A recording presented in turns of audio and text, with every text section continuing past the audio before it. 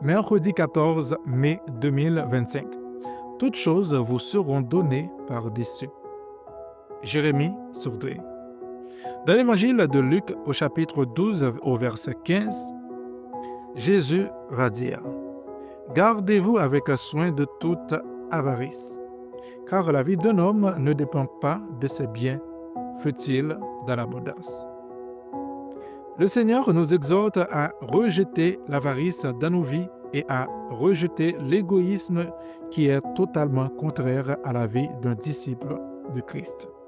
Un vrai disciple de Jésus-Christ est quelqu'un qui vit pour les autres et qui a semé sa vie dans la terre que Dieu lui a donnée. Beaucoup de chrétiens se trompent eux-mêmes et sont toujours à la recherche de leur bien-être, alors que nous sommes vraiment censés être morts à nous-mêmes et à nos ambitions personnelles qui sont contraires à la volonté de Dieu. Luc 12, versets 16 à 19. Et il leur dit cette parabole. La terre d'un homme riche avait beaucoup rapporté. Et il raisonnait en lui-même, disant, « Que ferai-je? Car je n'ai pas de place pour serrer ma récolte. Voici, dit-il, ce que je ferai. J'abattrai mes greniers, j'en bâtirai de plus grands. J'y amasserai toute ma récolte et tous mes biens. Et je dirai à mon âme, tu as beaucoup de biens en réserve pour plusieurs années. Repose-toi, mange, bois et réjouis-toi. » Ce genre d'attitude est excessivement courant dans ce monde. Parfois, vous entendrez les gens dire « Je n'ai tout de même pas travaillé autant pour donner mon argent à quelqu'un d'autre. » Et malheureusement, pour eux, c'est souvent ce qui arrive. Ils bâtissent une maison, meurent ou tombent malades et un autre habite la maison qu'ils ont construite. Lorsque la terre a beaucoup rapporté à cet homme, il n'a pas pensé une seule seconde en donner une partie à quelqu'un, mais il s'est fait un plan d'agrandissement. Cet homme aimait plus l'argent que les hommes qui l'entouraient.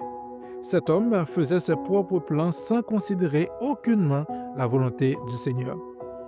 On ne sait pas si cet homme était marié ou s'il avait de la famille, mais en tout cas, il ne les consulta point.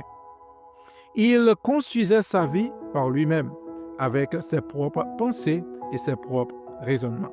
La Bible ne dit pas que le fait d'être riche est un péché. Nous ne sommes pas toujours responsables si la terre où nous avons semé porte beaucoup de fruits.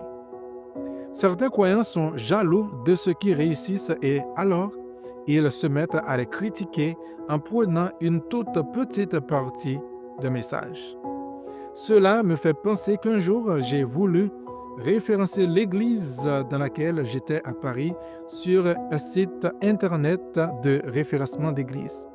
Et on me l'a refusé en disant que mon église était une église qui prêchait la prospérité. Mon pasteur était américain et ces gens s'étaient fait une idée sur mon église sans jamais y être entrés. Je leur ai proposé d'aller voir tous les messages de prédication audio de mon pasteur sur notre site internet. Car depuis les 2 ans que j'étais dans cette église, il n'y avait pas eu une seule prédication sur les finances ou la prospérité. Beaucoup de gens perdent du temps à juger les chrétiens qui prospèrent, au lieu de gagner des âmes et de porter des fruits. C'est une stupidité. Si le serviteur d'autrui tombe ou est dans l'erreur, ce n'est pas à moi, le plus saint des chrétiens, à le redresser avec l'apôtre qui est dans mon œil. Jésus-Christ n'était pas en train de juger constamment les gens, mais il les prêchait contre ceux qui empêchaient les gens d'entrer dans le royaume de Dieu et qui n'y entraient pas eux-mêmes.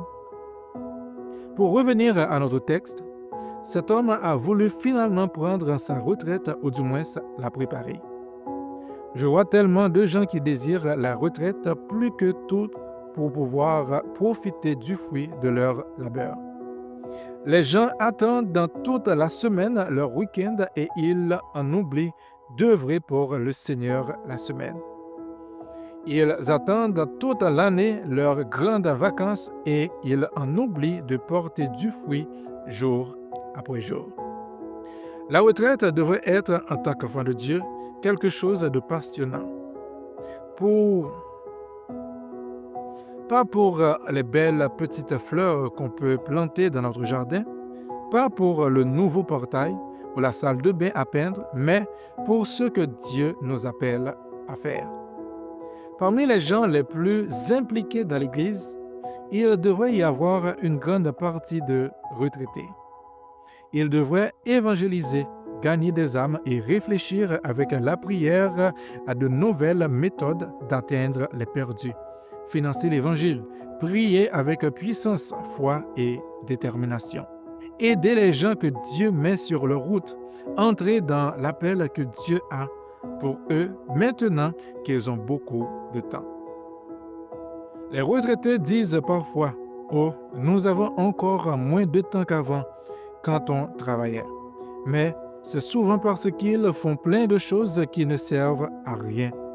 Oui, c'est bon pour le corps et pour l'âme, mais cela ne construit rien de spirituel. Nous construisons un royaume éternel. Ne l'oublions jamais. Les gens prennent ce passage et disent: « Vous voyez bien que Dieu n'aime pas ceux qui prospèrent financièrement, mais ils se trompent complètement. » Luc 12, versets 20 et 21. Mais Dieu lui dit: « Insensé, cette nuit-même ton âme sera redemandée, et ce que tu as préparé pour qui cela sera-t-il? » Il en est ainsi de celui qui amasse des trésors pour lui-même et qui n'est pas riche pour Dieu. Ce verset sous-entend largement que les riches pour Dieu sont bénis par Dieu. Mais ceux qui sont riches pour eux-mêmes sont maudits. Là encore, ce n'est pas la richesse le problème, mais c'est de chercher et posséder des trésors juste pour soi. Par contre, il est bien d'être riche quand c'est pour Dieu. Amen.